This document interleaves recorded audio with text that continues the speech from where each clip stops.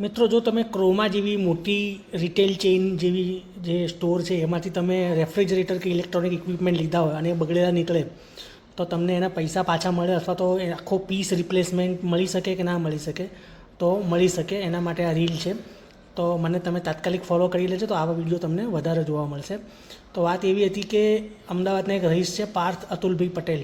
એમણે ક્રોમાનું જે સ્ટોર છે આશ્રમ રોડ ત્યાંથી બોશ કંપનીનું એક રેફ્રિજરેટર ખરીદ્યું હતું ₹70,000ની આસપાસની કિંમતનું.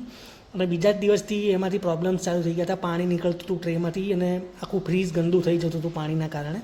એમણે તાત્કાલિક કમ્પ્લેન કરી અને ટેકનિશિયન આવ્યો ખરો, પણ પછી 2-3 વખત આ પ્રક્રિયાનું રિપીટ કર્યા છતાં પણ એનું ઇસ્યુ રિઝોલ્વ થયો નહીં.